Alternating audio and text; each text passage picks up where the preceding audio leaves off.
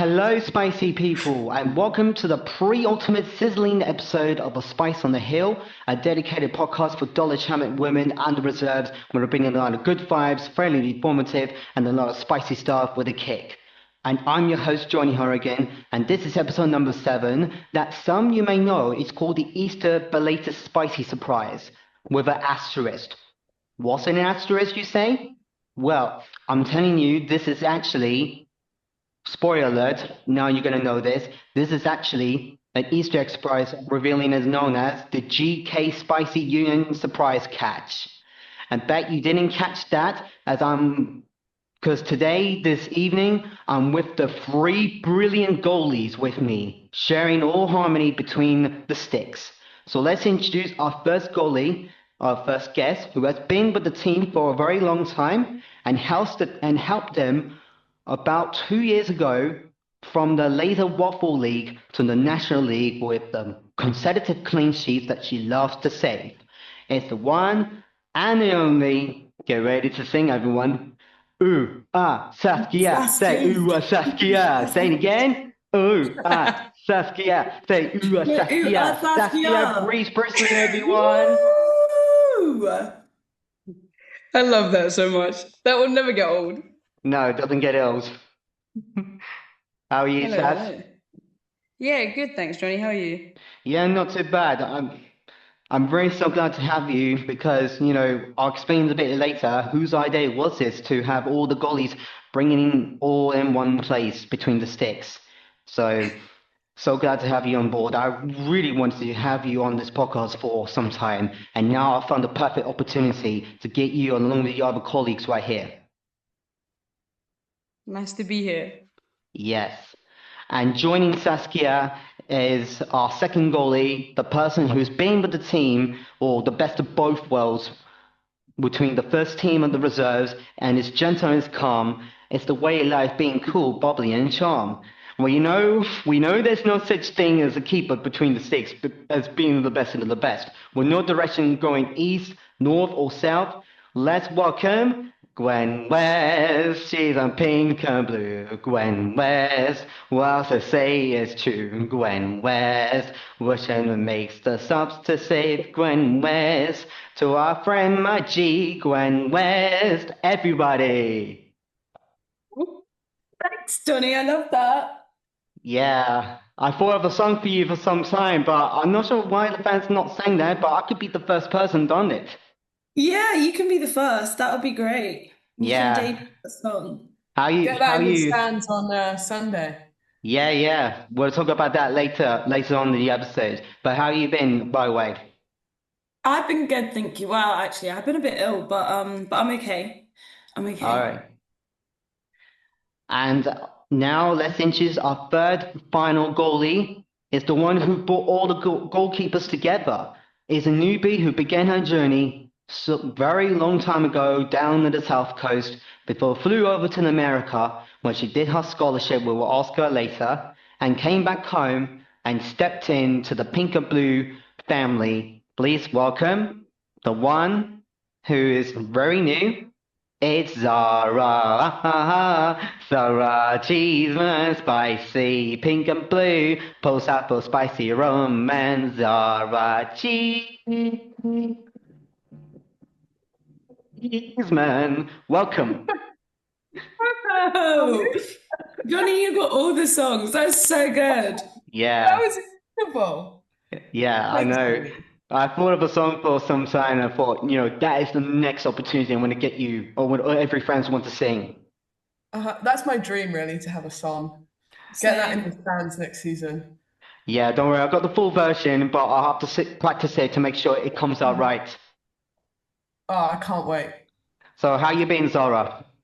Good, I've been good. Yeah, not too bad. Yeah, we've got a lot of things to uncover or some shots to save, don't we all? So we got our goalies now in the firing hot seats, or should I say, in the firing goal lines, metaphorically speaking, and literally, if it can save some firing shots. We'll explore in 2 halves, pun intended, of how did Saskia, Gwyn, and Zahra begin their journey that led to becoming the goalies wearing the gloves. What did they do outside other than training? Or what if they never put on the gloves in the first place? Then in the second half, we'll look at the recent games where the first team had played all the final 3 matches. That Zahra will provide on the update on that. And Gwyn will provide on her perspective on the spicy reserves in their recent games, where she will tell you there's one more game left to play that you can't miss. And also, we'll ask Saskia, who had been in the second half of the season with Brentford women on the dual registered basis, and how has it been for her? Plus, I'll touch on the latest news on the de facto record, who will no longer be the front of shirt sponsor for Dulwich Hamlet Football Club after this season, ended the 9-year partnership. Which logo will take its place in the front of the shirts? If you want to know, please feel free to have a guess, because I don't have the answers for that. So we're live on Mixler, so thank you people who are tuning in live. If you want to ask any questions to ask me, Saskia, Gwyn, or Zahra, which either way, you can feel free. And you can listen back to this episode of the latest episode on the available podcasts, such as Apple Podcasts, Spotify, and YouTube of your choice, or whatever what device you're listening, along with the previous 6 episodes, including the 2-parter, in case you have listened it already. Or it's your first time catching this, get it, catch, for the first time, and want to know what happened in the past episodes, listen back and you know what's been going on. So now, everybody, let's get your gloves on and get ready to block up some firing shots coming right after this advert, and hopefully if everyone has kept a clean sheet and their hands are strong as steel. So let's dive in, shall we? Woo!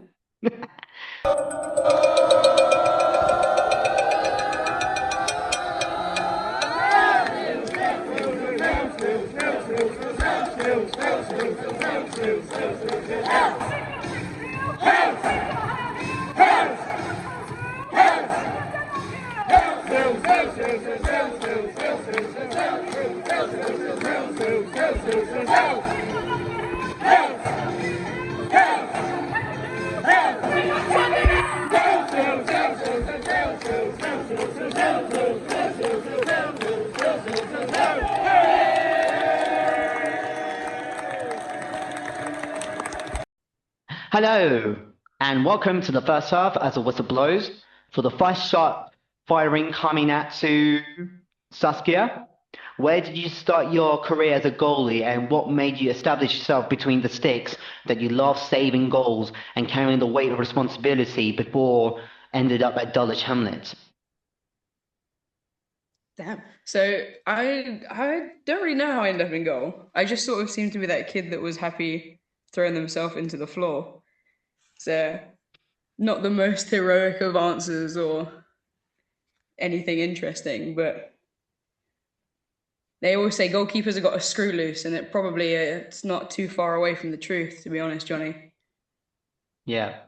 And how did you first ended up or heard about Dulwich Hamlet?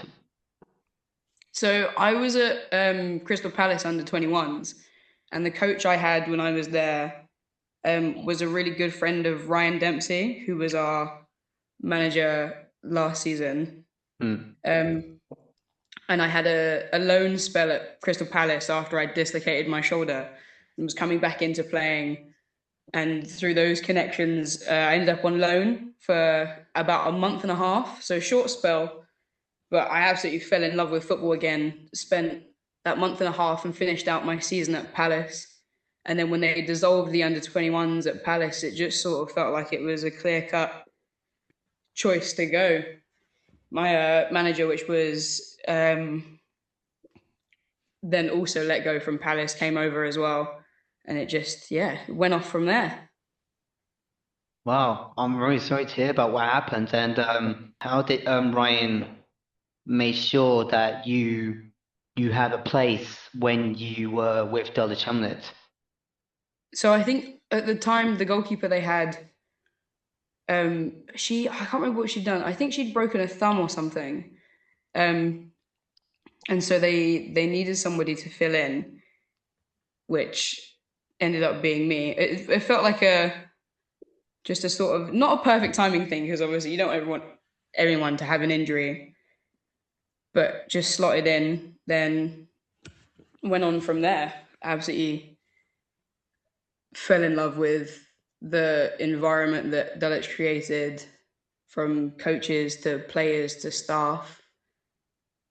And yeah. And you know, that was when the first time I saw you, like 2 years ago, when the team were on the verge of the promotion from the Laser Waffle League to the National League.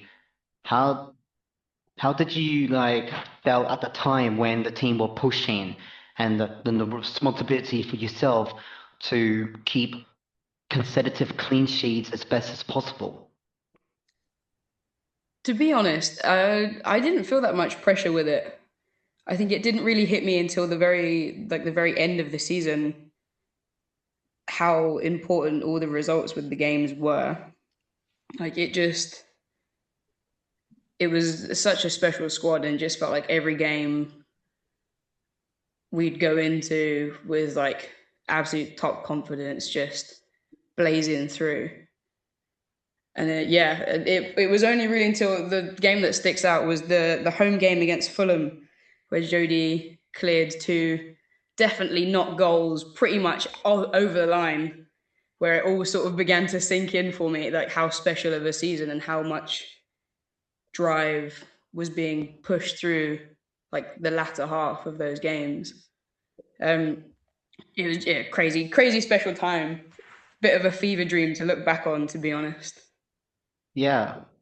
I mean, I remember that game. That was the first game I saw you when I mentioned it to, I think it was Jody. I mentioned it in the previous episode of Valentine's, and that was when I saw the goals that Fulham did score, but it was cleared off, and you know, luckily, no goal line technology or VAR to rob off your win, isn't it?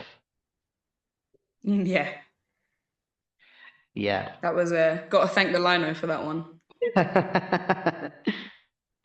Yeah, thank the lino on any day is your best friend or your worst enemy. And now let's ask Gwyn for this Byron shot. Where did you fall in love as a goalie before coming to Dulwich Hamlet? And how is it for you to play for the first team and the reserves? And what did you see the difference? Oh, that's a lot of questions, Johnny. I'll start from the beginning. I think similar to Sass, I wasn't really scared of like throwing myself around. Um, I actually played cricket before I played football, Hmm. and I played hardball cricket, and so I wasn't really scared of the ball. Number one, it was softer and it was bigger, so I was like, this is easy stuff.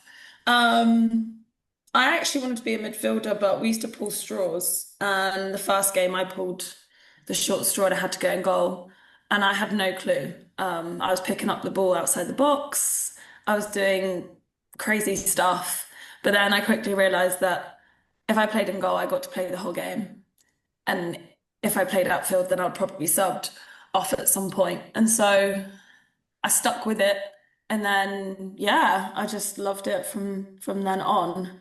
Um, where did so I started playing in a small weird town called Catesham, and then I played for Bristol City, and then when I went to uni, I played for Birmingham City.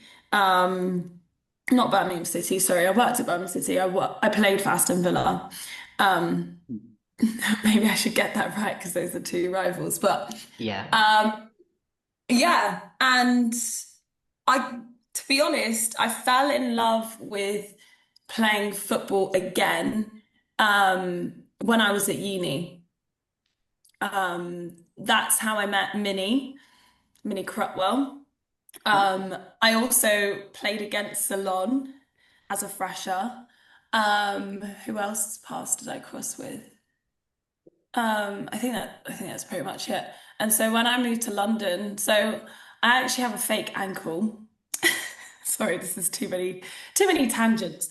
But I broke my ankle playing uni football my third year, and completely ruptured the ligament. So I have a fake ankle, and I was told that I shouldn't play like sports again, really. So I decided to try my hand at bodybuilding. And when I moved to London, I was like, this is fun, but it was a bit lonely. And I missed that like team feel. And being friends with Minnie, I actually had a few nights out with the girls and had chicken with the girls a couple of times. And then that led me, they all like, come play football, come play football. And then that's when I decided, oh, why not? It will just be fun.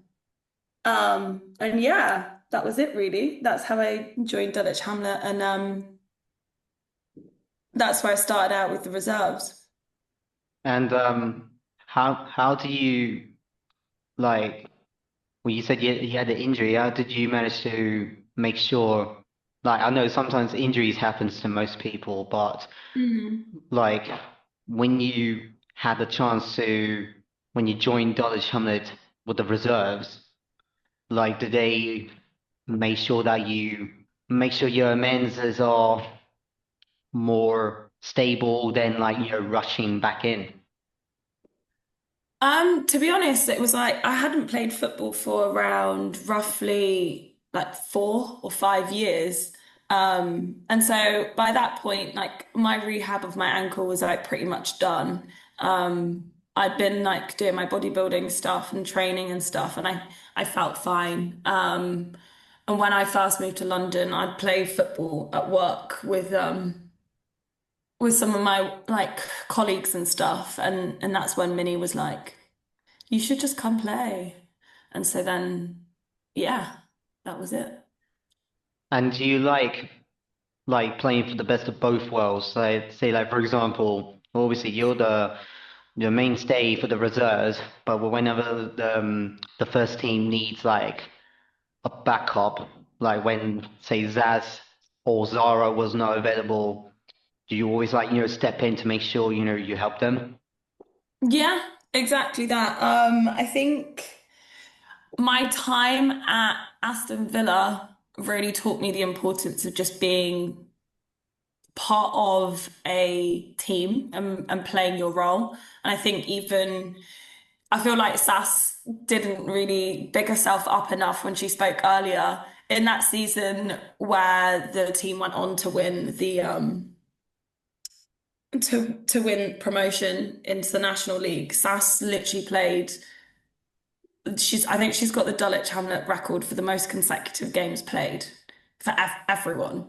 And that's insane. Like that is insane. And just being part of the goalkeeping team and making sure that there's a good energy and positivity and good training sessions and keeping the quality up is definitely something that is important to me. Like obviously there's only one goalkeeping position and one of us has got to take it, but I've been really lucky to play with the group of goalies that we've had like throughout my time at Dulwich. Even when we had Lily, it was fun. Even Amy, shout out to Amy if anyone remembers Amy. Um, and yeah, and I enjoy playing for both. I know that sometimes like obviously we all want to play for the first team, like we want songs to be sang about us and do all that cool stuff, but I equally enjoy playing for the reserves and always have to remember that the reason why I joined Dulwich was just to fall in love with football again and be social, and part of that was playing for the reserves. So yeah, I just want to play. I don't Yeah. have many years left in me, Johnny. Well, I mean, goalies is a very important job for everybody. I mean, nobody understands like being a goalie doesn't mean like it's not like you see every time, legendary keepers out there who have some pitfalls and some like memorable moments why they're there for the reason. No, if it wasn't for that, then I don't think anybody would be, talking about who's their best goalies of all time. Not saying the GOAT or anything, but it's like everybody has a position and a job to do. And it's very nice, like, to have goalies as just as yourself is to enjoy. And not like you were to get called up to England one day and Serena will say you'll be replacing Hannah Hampton one day. Who knows? But I just think everybody just love playing, for the passion and for the fun, even regardless of, whatever situation or scenarios you go in. I think that's just how, goalies are really delicate and important. Definitely. And now, Zahra, this firing shot coming for you. Where did you first got into being a goalie, and like where did you first started, or what were the best highlights across the years growing up, and how did you end up in Dulwich Hamlet? Hi, sorry, I couldn't find the mute button. So I'm from a town just outside Brighton called Haywards Heath, and I started at my grassroots town, South Downs. And I feel like it's similar, like no goalkeeper. I don't think anyone ever grows up and wants to be a goalkeeper. Um, I had like a similar experience to Sass and Gwyn, where I turned up to training. I was probably about 7, and they already had a whole team full of players. And from the first training session, I was put in goal, and I didn't really have much of a say about that. And I kind of just stayed there since. And yeah, I don't know. I couldn't imagine being any other position. Um, and in terms of different clubs I've played for, I was at my grassroots team for a few years, and then I played at the Brighton Women's Academy for 4 or 5 years, I think. I was at Lewis for a season. I was also on loan to Charlton for half a season, and then I went to the US to play. So that was where I was before I joined Dulwich, and I was there for 4 years, and then moved to London. Nice. And you said you grew up, well, in Brighton, Hove Albion Academy. What was that like in the environment at that time? Right. It was really intense. Bearing in mind, I was there from, I think the first age group that I was in was the under 14s, so I was about 13 when I started. And then I went all the way through to the academy. And bearing in mind that, I don't know, we were obviously quite young, it was a really intense environment. We trained at their training ground, which is incredible, like has incredible facilities. I played with girls that are really talented. And honestly, we had a really high level amount of support behind us. We had lots of coaches, we had the gym. Um, it was very intense. That I think my whole life was kind of playing for Brighton while I was there. And it required a really high level of commitment, which I'm really grateful for, but at the same time it was quite difficult. And you said you were at Lewis. I remember I was down at Lewis like a few times. It's a nice town. And what was that like for you when you were there for a season? Yeah, I love Lewis. So Lewis is quite close to it. It wasn't too far away from where I lived with my parents, so it was kind of a good option for me. Um, and it felt like growing up, Brighton was all I'd ever known, and kind of that really intense academy system where it was quite cutthroat from a young age. And Lewis felt much more like a community club. And I absolutely loved it. I mean, I think I was 17 while I was there, but the people that were at Lewis were incredible. The team was lovely, and it was kind of like an insight into senior football that I hadn't really seen before. I'd only seen um, the Brighton first team, which is like it is very intense. So to go to Lewis, and everyone was really supportive. It was a great environment. Like it was social outside of football, which I really appreciated. It kind of made me realize why I liked football. It was lovely, and it was a really great opportunity for me to play with the senior team. Like I didn't, I was kind of across their academy and also their first team, and I was mainly on the bench for their first team. But just even getting like an insight into what women's football is like, and training with older players when I was younger, every day, and doing preseason with them was just an incredible opportunity, and I really liked it. And when you came back from London, Was it you said you went to America, did you? Before coming back to Yeah, London? yeah. So after Lewis, I went to uni in the US, in Colorado for Colorado College. So I got my degree and I played football out there for 4 years. And then after that was when I graduated, I moved to London. And who introduced you to Dulwich? Did someone recommend it to you, or did you found out through their advert of saying looking for players for trials? No, I was actually a little bit late to preseason actually. So after I left the US, I wasn't really sure if I wanted to play football anymore. I kind of lost the love a little bit for football, and I came to London not really expecting to play with a team at all. Um, I feel like this is similar to Gwyn's story, though. I kind of realized what a big hole not having football was. Like, I wasn't in a team of girls, I was working a corporate job, which I didn't particularly enjoy. Hmm. And I really, really missed kind of having a team of best friends around me. And I played some five-a-side, and even that I feel like wasn't quite scratching the itch of what I wanted. And it was more a fact of I kind of looked around for the teams in my area. I hadn't been in the English game for a while, so I didn't really know London teams as well as probably should have. But I kind of looked around and found one that was close by and got in touch. And honestly, I'm just kind of lucky that it turned out to be a club like Dulwich. Yeah, that's how I first saw you when Dulwich was visiting, actually quite funny, against your former club, Lewis, in the Mhm. well, their only pre-season friendly because their matches got postponed for some unknown reasons because teams keep pulling out. Then when you played against them, I mean, we don't want to talk about the scoreline because we No, can't speak about it. it's I not. prefer not to speak. If I speak, I'll be in big trouble. That's a yeah, good idea, don't speak. Yeah, But no, that was really fun. It was really great to be back at Lewis. It's beautiful over there. Good weather. yeah. You're not the only one. Lauren also had her adventures with Lewis as well. Mhm.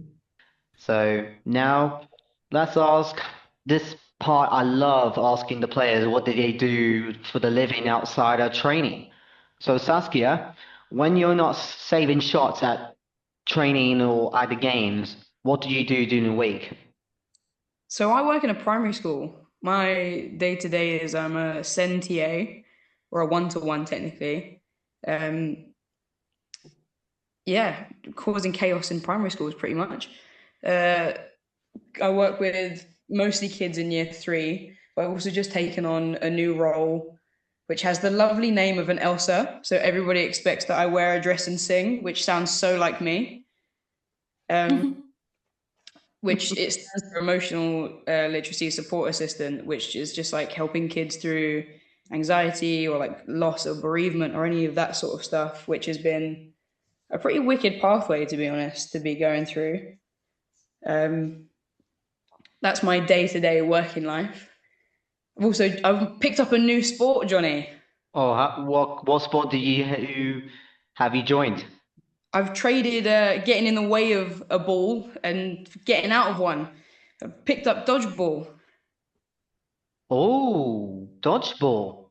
Hmm. It's my new sporting love. Right. And how are you enjoying that? Oh, I love it. So I play that every week now as well. And then have been going to some comp meets on a Saturday, which have been the most chaotic and most fun thing that I've done recently. Right. And with your job at the primary school, how much do you love working with the children? It's amazing to be honest. They're just you never know what's going to happen next, but in the best way. Hmm. Like you could be having the worst week, and you just get the most random thing that happens in your day, and that's it. You're in a good mood for the rest of the day. Like yeah, it's an amazing school. It's a little one form entry school, So everybody knows everybody, which is also really nice. Like everyone I work with is so lovely and so supportive and so chill and just, yeah, amazing. I love it. So that TA job is quite similar to Summer's role, where she works in the was it a unit for a school for difficult people. It's quite similar, but very different, isn't it? Yeah, so I'm in a public, like a state school, and obviously Yeah, Summer's in a unit, so Summer will have it more geared toward that sort of role with people around her again in similar roles, which but yeah, our general role isn't too far off of each other.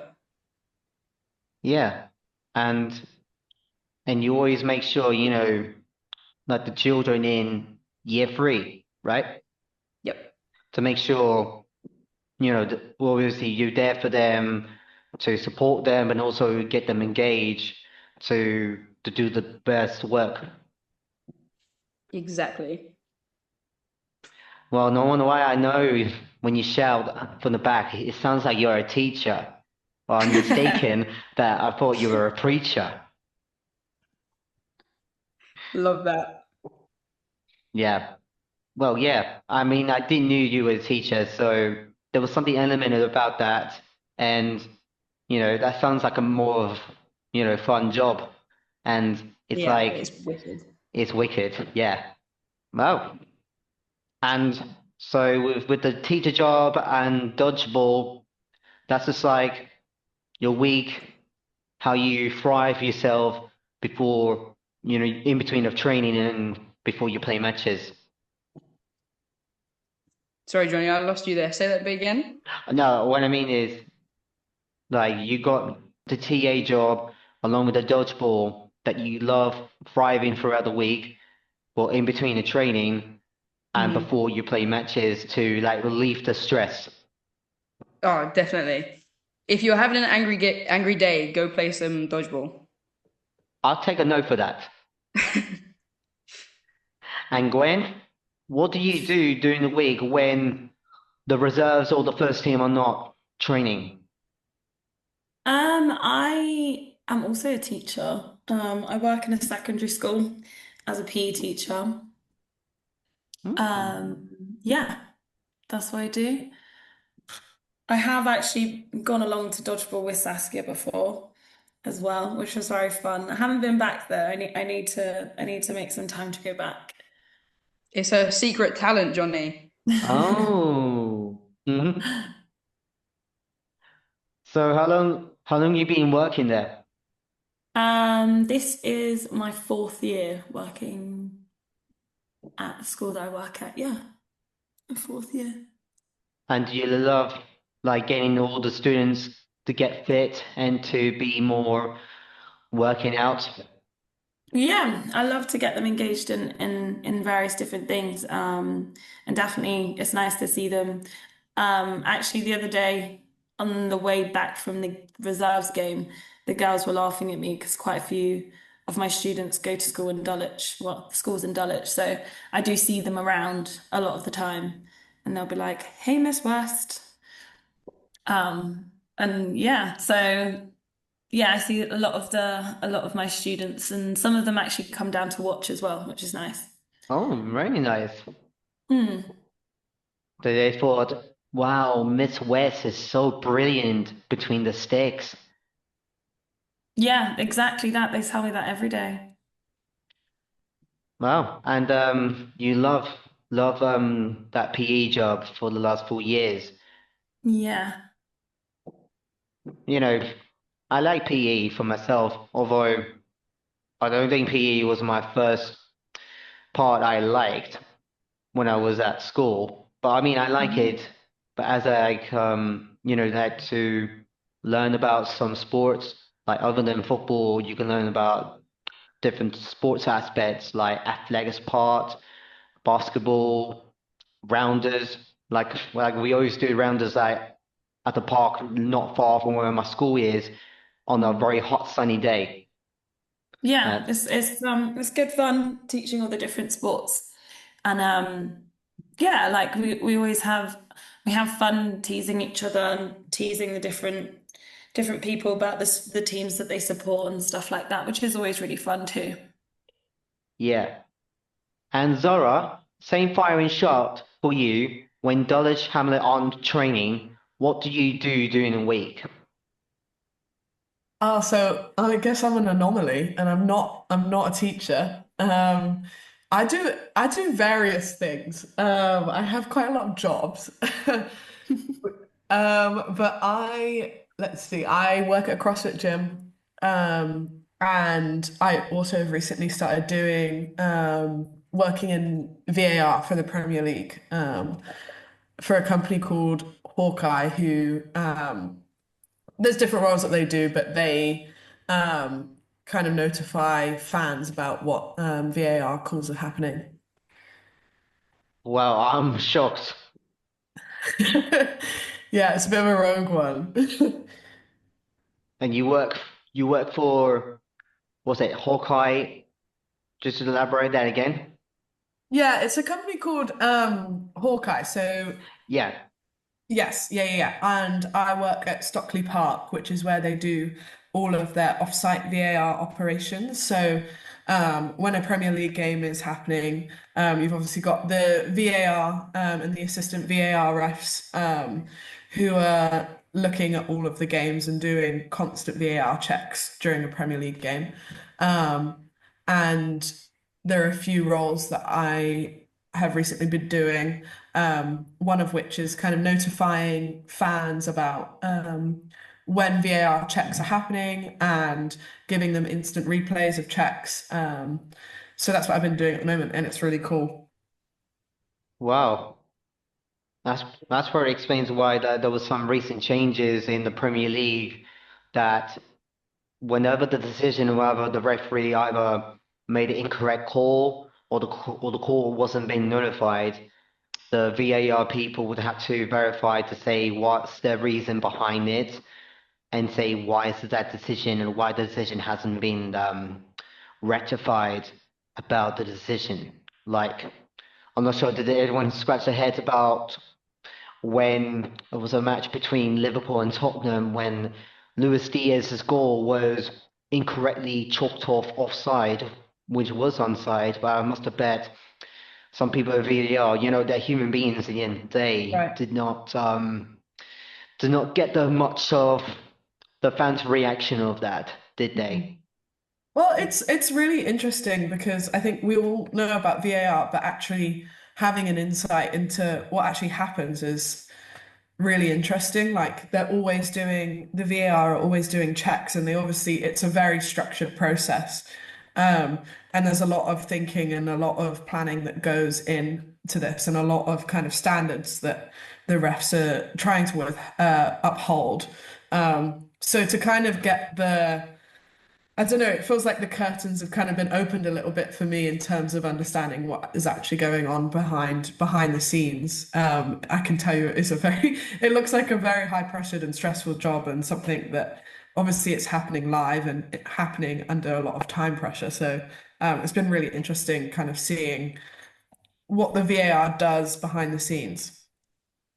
Yeah, I can totally understand that, for every technology involves for people to have much better help for referees to make sure they're not like not say they didn't see the foul, but then the technology, VAR, AI is going to help you all to say, well, by the way, number 20 for, say, whatever team you can say has made a commitment foul or handballed or what part of any four areas has clearly obvious or sometimes maybe a little bit hard to say depending on the degree of whether it's warranted or is it not.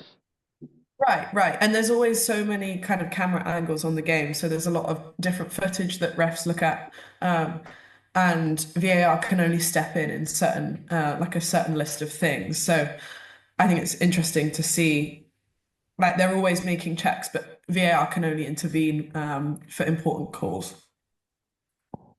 Well, even if, like in the past when VAR was first introduced, there was some let's say the patches of test to see how that technology was going to work.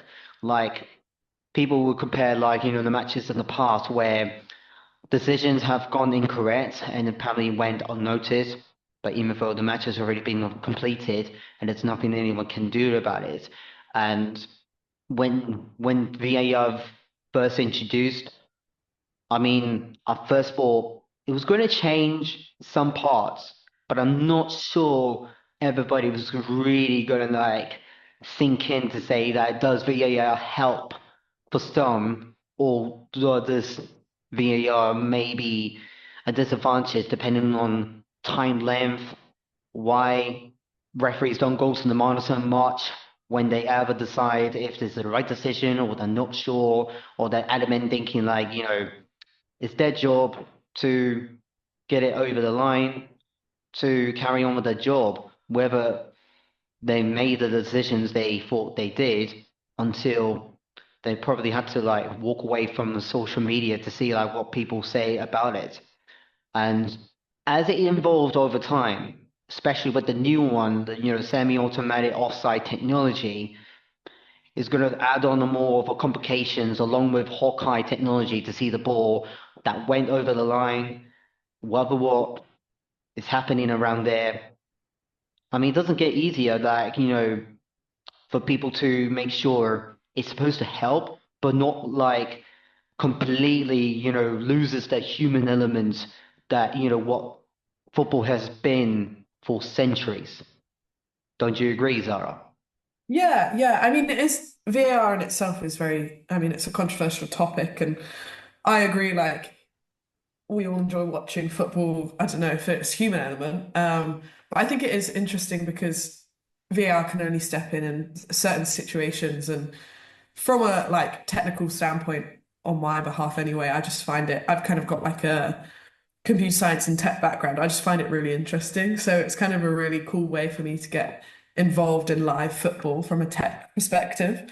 Um, so I've just found it interesting from that point of view, and kind of it is obviously still very influenced by human aspects. So kind of seeing that being navigated with also trying to be as fair as possible is really cool. I want to ask you that question about with VAR now, not like it's more spread about in the Premier League. I'm not sure, has there been any discussion about, Women's Super League have been in discussion to have some VAR for some time, or was there some complications depending on regulations and how much it costs, to have some grounds to be available? Honestly, I have no idea. Like, I guess you need a certain amount of, like, it's a very costly process that you need a certain number of camera angles, and you need to be having a whole team of people basically working every single game. Um, and you could only, I guess, enforce VAR if you're enforcing it across every single game in the Super League. So would be quite a big step for a league which doesn't necessarily have a massive amount of funding anyway. But I really don't know. I wouldn't be surprised if it is used in the near future. I think that would be cool, and I'd hope to work on all of that as well. Because I can see, like, if it's already in use in the bigger stadiums, like, the women's team showing with the men's grounds. I mean, some grounds like, like smaller who belongs to, say, League One, League Two teams grounds, I think that'd be a little bit more complicated depending on logistics of how's that going to be implemented around. Right, yeah, yeah, definitely. It would be a very big thing to implement, but yeah, I could see it happening at some point down the line. Well, for the Women's Super League, but I'm not sure about other divisions below, depending on the budget. Right, right. I mean, even for the Women's Super League, I think it would be difficult. Yeah, I can't see like, WSL2 or National League divisions North and South respectively, and subdivisions down further and further, that'll probably be out of their reach with if that would to happen, but I don't think it's not there yet. Maybe not now, but maybe in the distant future we might see. Yeah, you never know. Who knows? Until then, if if anyone wants to have VAR in the women's divisions, we're gonna have to wait until probably whenever that will come true. I mean, by then we'll probably be past the point where we've already have hanged up our gloves somewhere, and to see what will happen next. But we'll also see. So now, speaking of something you can't imagine, I can't imagine anyone who put themselves in the positions what if they never put on the gloves in the first place. And Saskia, did you had imagine what if scenario if you haven't worn the gloves to begin with that led you all the way to Crystal Palace under 21s to Dulwich Hamlet? If it wasn't for that, I don't think the team would have gone to the National League if it wasn't for your consecutive clean sheets. That's a big what if. I don't know. I think it's putting a lot of credit on me for what was effectively an incredible shift across the whole squad for that season. I think everything sort of fell into place. I can't imagine not having the gloves on and being a part of it in the first place anyway, but it was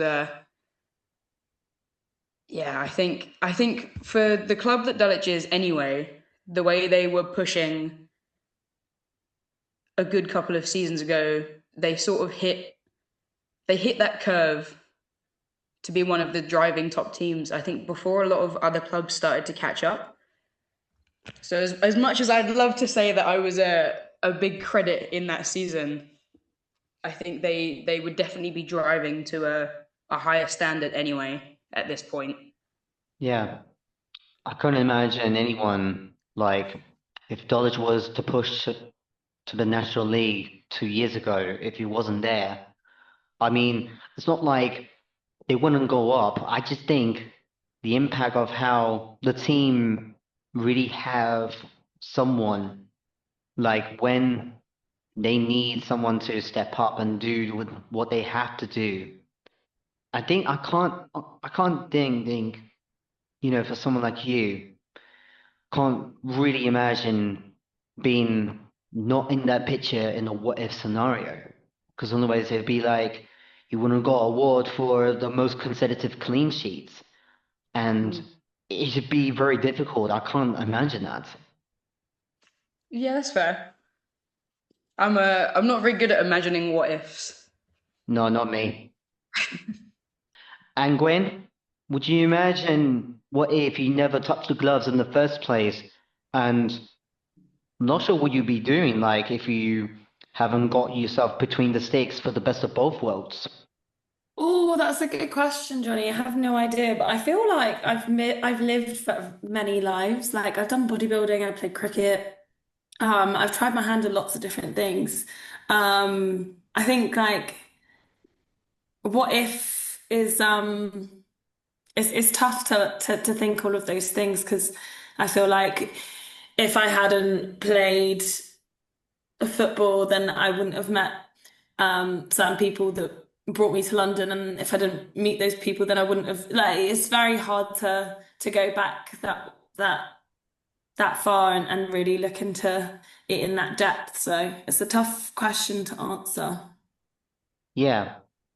When you mentioned cricket, in the previous episode, Joe the groundsman who helps you out in the reserves games in the training center, Mm-hmm. he has some like passion of cricket. He sometimes goes to the Oval and I think he was say, there today. yeah, imagine what if you play cricket and then Joe's happened to be there to help you out or to watch. Maybe you just never know. Yeah. Joe will probably give you a good call saying if there's a cricket happening nearby, he would just happy to have you. Maybe. Yeah. But again, like Saskia, I don't think I'd imagine if it wasn't for the connections of some people like Minnie that you met along the way that led you to Dulwich Hamlet, I don't think, you would have made some established connections with the the both teams of the first team and the reserves, because it'd be a little bit difficult to imagine, you know, if you're not there, then, you know, the the impact of how everyone who plays would be very different. Mm. And Zara, how would you imagine what if you agree, if you haven't touched the glove as well, you wouldn't have thought you'd be where you are now?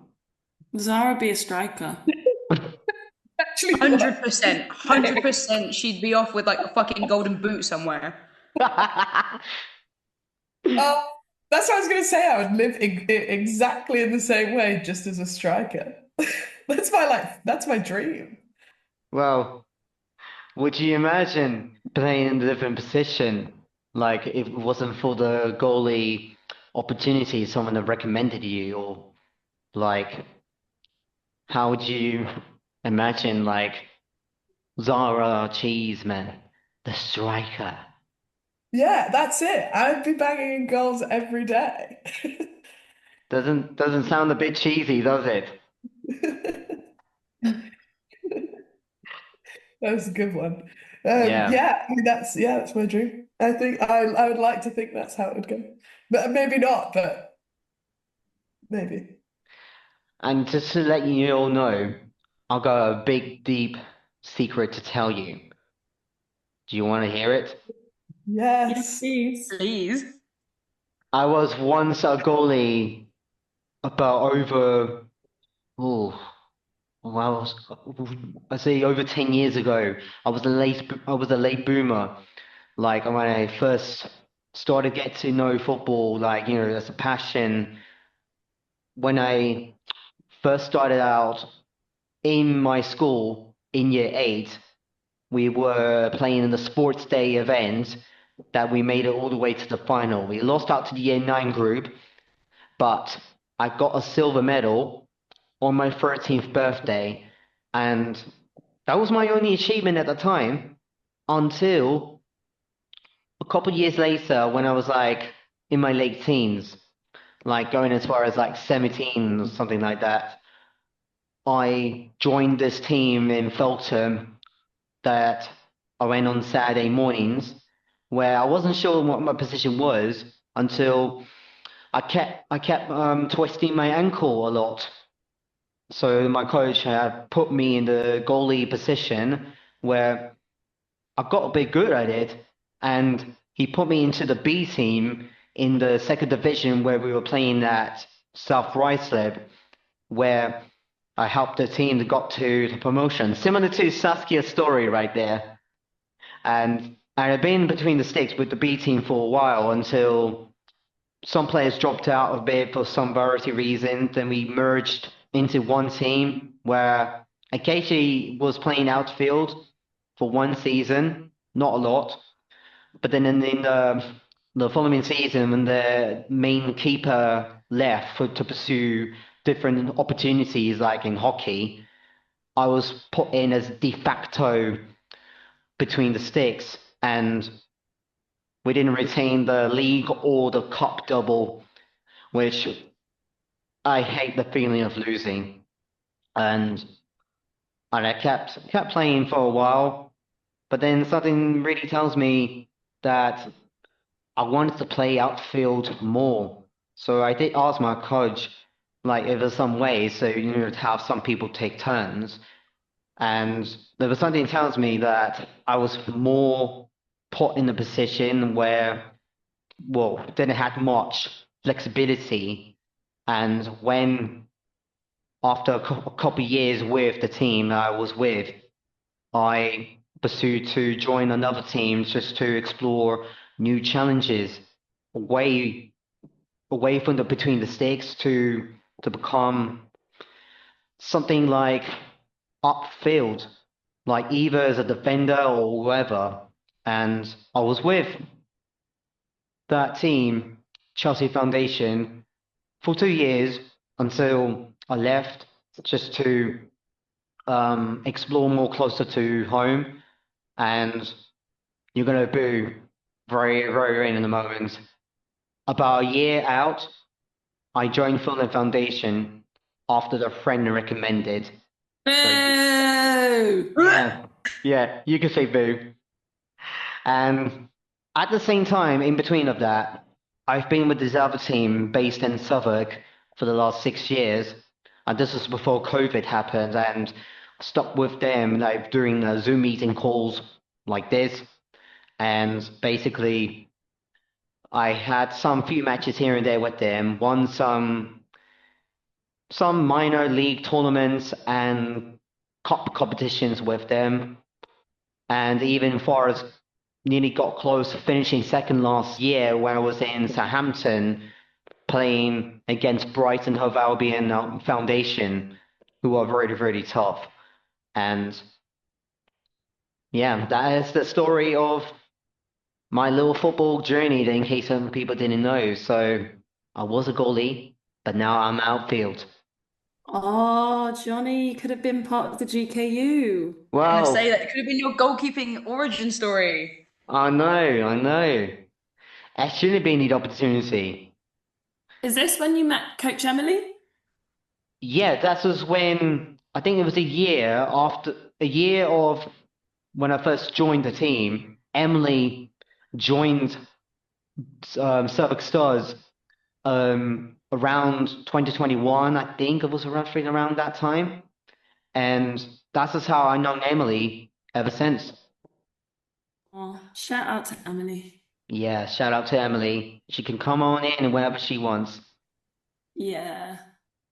I guess we can all agree that a goalkeeper has more responsibility on his shoulders than any other outfield players that either tackles, passes, or fires, stroke, clutches those goals. Especially in penalty takes, it's a potluck.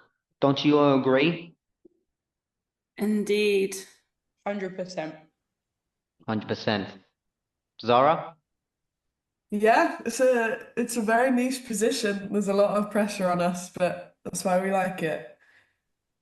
Yeah. And so after the incredible saves, let's get into the next 5 minute shots, into the second half, straight after this advert, and hoping all of us have some clean sheets that are still intact. But we'll shall see. Let's find out.